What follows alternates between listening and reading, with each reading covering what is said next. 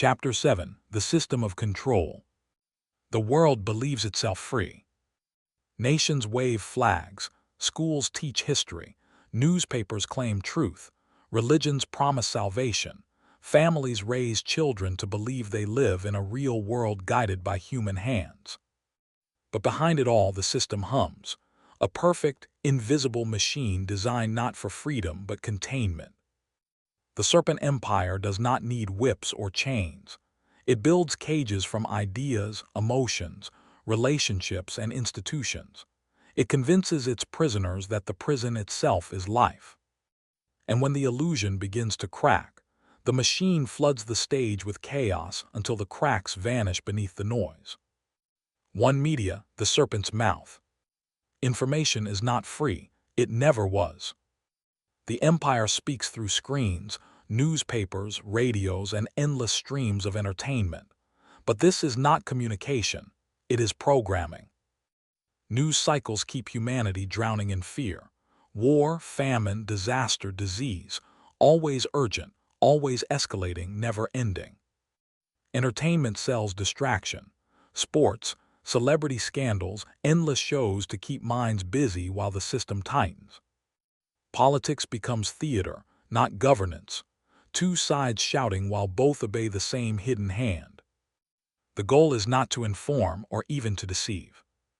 The goal is to overload, to leave no space for real thought, no silence in which the soul might speak. 2. Education, the serpent's script. From childhood, humans are trained to obey the system's logic. Schools reward memorization, compliance, and competition, never true wisdom or spiritual depth. Children grow into adults who can build machines, fight wars, and run economies, but who cannot see the cage they live in. The system wants workers, soldiers, consumers, never free thinkers. And so history is rewritten. Myths become superstition. Ancient warnings become primitive religion. The serpent power erases its own tracks through the textbooks children memorize by rote. 3. Religion, the serpent's mask. The empire wears the robes of priest and prophet as easily as it wears the suit of politician or the uniform of a general. It gives humanity religions that promise heaven after death while demanding obedience in life. Some faiths demonize the serpent while secretly carrying its symbols. The Ouroboros, the coiling dragons, the twin serpents of medicine and magic carved into temple walls. Others claim to fight evil while serving the same throne in silence. The serpent does not care what name the people worship, so long as the worship keeps their eyes on altars instead of the bars around them. 4. Governments, the serpent's throne. Kings once claimed divine right from the serpent gods. Now presidents, prime ministers, and parliaments claim power from the people. But the laws, wars, and taxes serve the same masters as before. Revolutions topple thrones only to replace them with new thrones. Democracies promise freedom while enforcing the same global systems: banks, borders, armies, treaties. Every leader, whether tyrant or reformer, operates inside the same hidden structure. The humanoid elites run governments like actors reading scripts. Policies change, the prison remains. 5. Technology, the serpent's wires. Once, temples kept humanity under control through ritual and fear. Now, satellites, data networks, and digital devices do the same with algorithms and screens. The system maps every thought, tracks every movement, predicts every purchase, friendship, and rebellion before it begins. Technology was sold as liberation, instant communication, limitless knowledge, endless convenience. But the deeper humans sink into the digital web, the smaller their real world becomes. Because the cage is no longer physical. It is mental, emotional, spiritual. The stage no longer needs wall when the prisoners carry the prison in their own minds. 6. Relationships, the serpent's actors. The humanoids play their parts well. They marry, work, argue, celebrate. They smile when they should smile, fight when they should fight, cry when the script calls for tears. But their purpose is not companionship, it is containment. The system surrounds true humans with shells, neighbors, coworkers, even lovers, to keep them isolated from one another, always exhausted by conflict, drama, or betrayal. The goal is to study the soul in pain, in joy, in fear, in love, without ever letting it find another soul like itself. Because if two awakened humans ever truly met, the illusion might break. 7. Chaos, the serpent's atmosphere. The system cannot allow peace, peace starves it. Wars, pandemics, economic crashes, political revolutions, these are not accidents, they are maintenance. Chaos keeps the population frightened and obedient. Chaos keeps minds too busy to see the cage. Chaos feeds the serpent overlords who thrive on suffering itself. When one crisis ends, another begins. The machine never sleeps. The perfect prison. Media controls thought. Education controls memory. Religion controls hope. Government controls power. Technology controls movement. Relationships control emotion. Chaos controls everything else. And all of it works together to maintain the illusion of a free world. The serpent empire no longer needs to show its face. The systems themselves have become its body, its voice, its weapons. The world runs smoothly. People obey willingly. The cage glows with neon lights, sings with digital music, speaks in comforting voices from glowing screens. And almost no one sees the bars. The next revelation. But the system is not perfect. Some humans see the cracks. They notice the repetitions, the staged conversations, the actors reading lines from the same script. Some begin to wake up. And when they do, the system reacts. Because a soul awakening inside the simulation is the one thing the serpent empire cannot fully control. Not yet. Chapter 8. The Awakening and the War on the Soul. The system does not fear rebellion. It does not fear protest, politics, or even revolutions. Those things it controls from both sides, like actors reading different roles from the same script.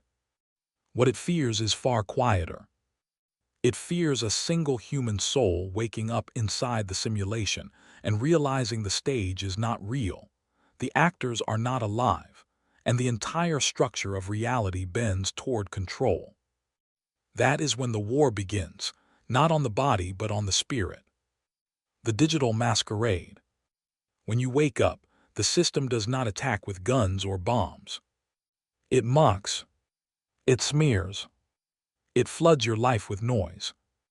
Online, strangers you've never met begin posting words that feel aimed directly at you, half jokes, half threats, as if the entire digital world suddenly gained a single, mocking mind. Videos recommended to you echo your private thoughts. News headlines twist your experiences into coincidences so perfect they feel scripted. Comments appear under your posts that carry double meanings only you can hear. The system turns the entire internet into a mask, smiling, laughing, hinting, always watching. The goal is to convince you that resistance is pointless, that you are alone, that even the walls have eyes and ears and a sense of humor at your expense. It wants you to break yourself before you ever break free. The social shift. Then the real world begins to change. People you once trusted grow distant. Some become hostile. Others seem to speak in rehearsed lines, parroting the same phrases as if reading from a script handed down from nowhere. You are pushed to the edges of every circle, family, work, friendships, until you feel like the world has turned against you overnight. The system uses social pressure the way ancient kings used armies. It surrounds you with actors and shells to exhaust your emotions, make you doubt your instincts, and force you back into compliance. Strangers will provoke you in public for no reason. Authorities will suddenly misunderstand your every action. Opportunities will vanish. Rumors will bloom like weeds through every place your name appears.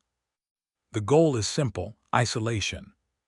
Because an isolated soul is easier to control than an awakened one surrounded by allies. The psychological war. The attacks are not random, they are surgical. The system studies you, your fears, dreams, beliefs, doubts, and tailors its tactics to push you towards self-destruction.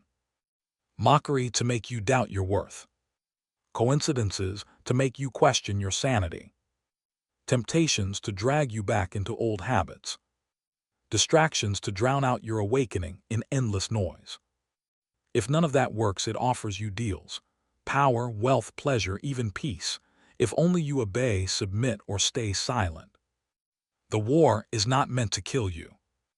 It is meant to break your spirit so you give up on freeing yourself. How to protect yourself. You cannot fight the system with its own weapons. Guns, protests, politics, those are part of the simulation. To survive, you must do what the system cannot predict. Guard your mind. Limit what you consume: news, entertainment, social media. The system uses information as poison. Starve it of your attention. Master silence. Speak less than you know, move without announcing. The less it can anticipate, the less it can control. Strengthen the spirit.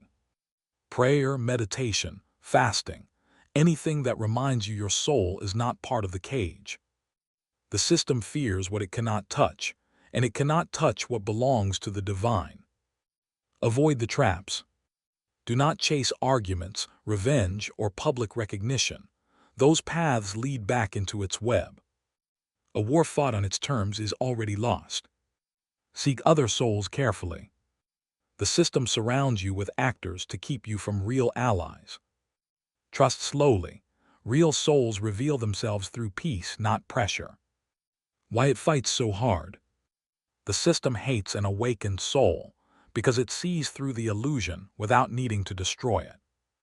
It cannot be bribed, frightened, or programmed back into obedience.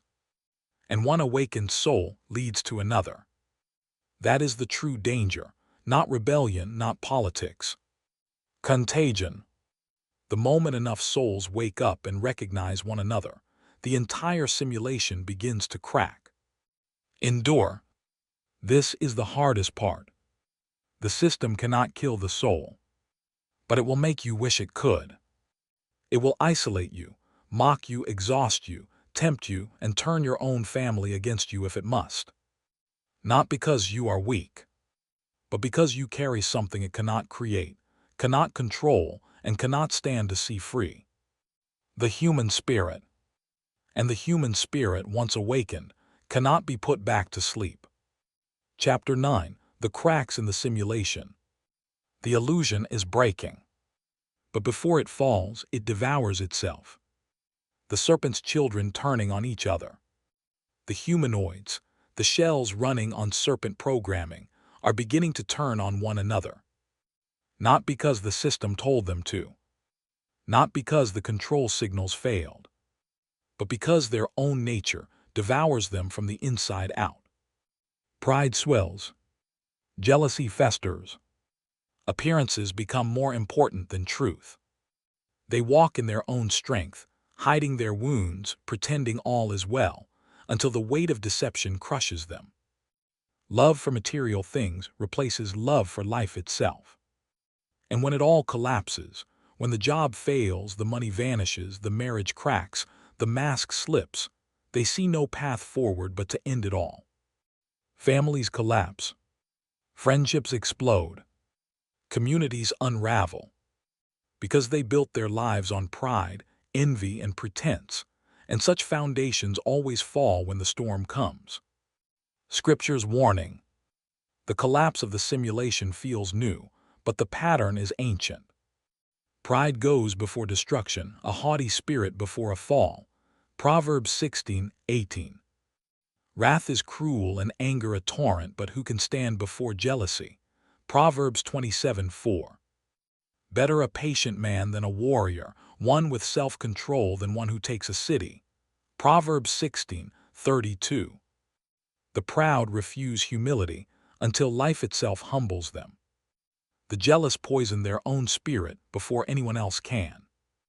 The bitter hold grudges so tightly it crushes their own hearts first. And in the serpent system, where chaos, greed, and ego rule, the downfall comes quickly. The masks slip.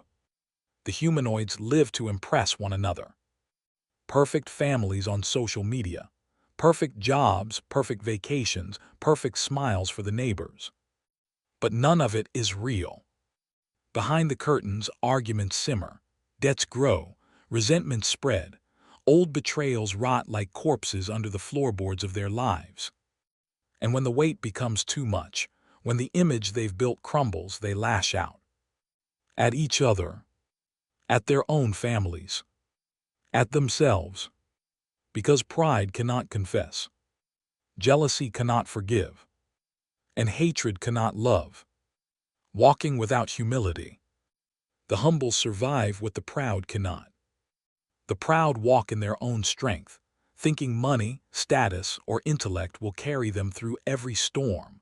But storms do not care about resumes or reputations. The humble admit weakness before it destroys them.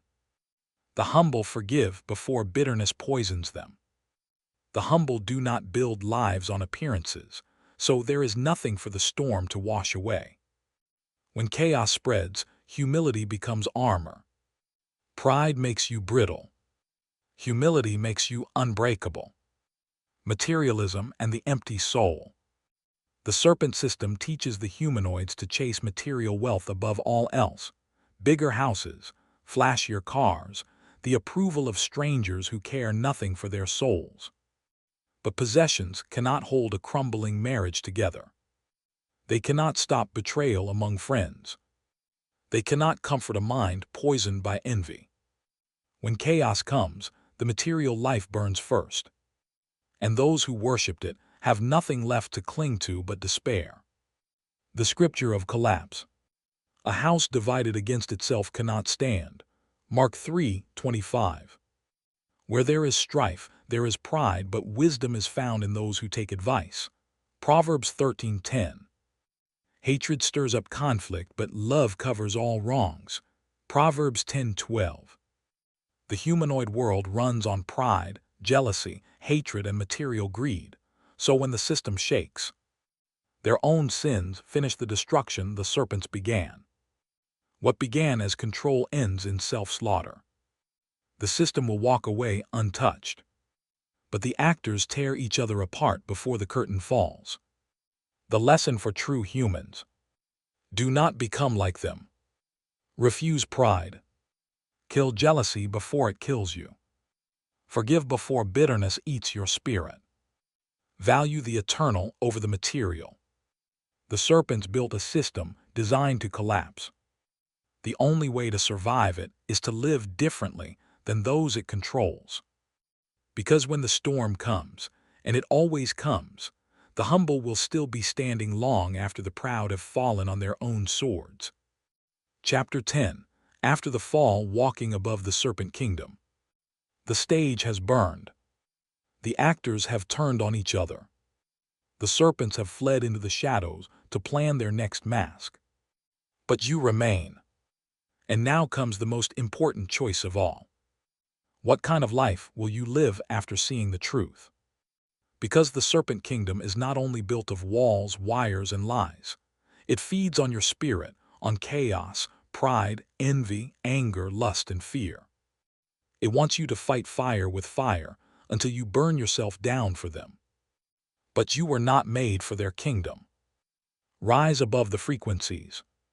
The serpent system thrives on low energy, on hatred, revenge, jealousy, bitterness, and division.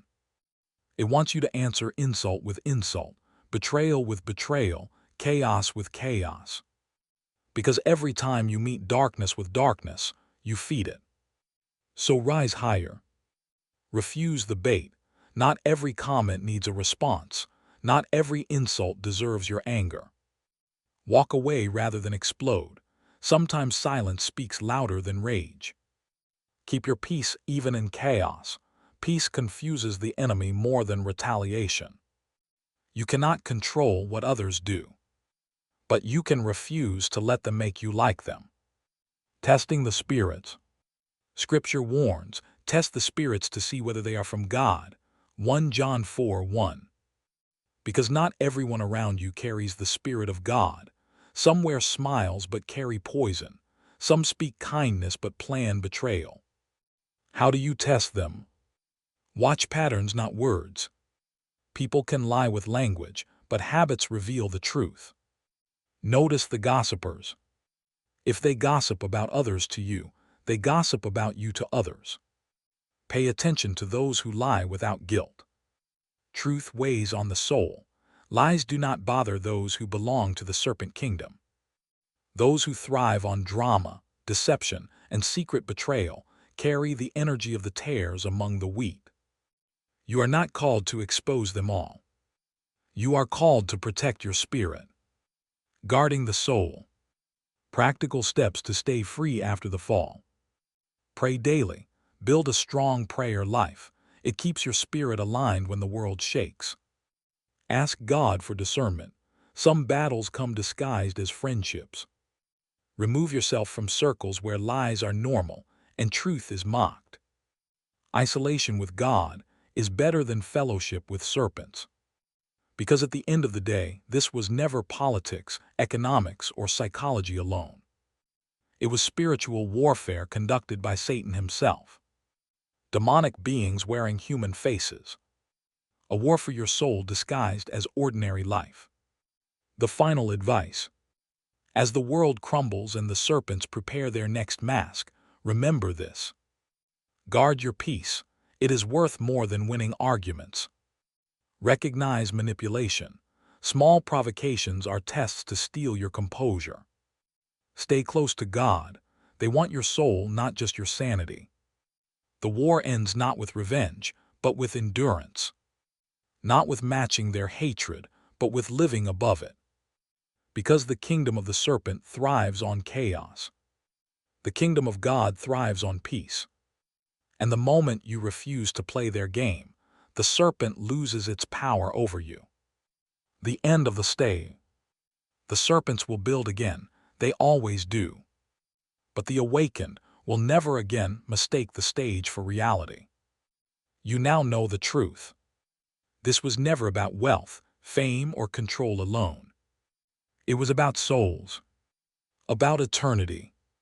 And the one thing the serpents could never control was the spirit God placed inside you. Guard it. Strengthen it. Live above their chaos. Because the final victory will never belong to the serpent kingdom.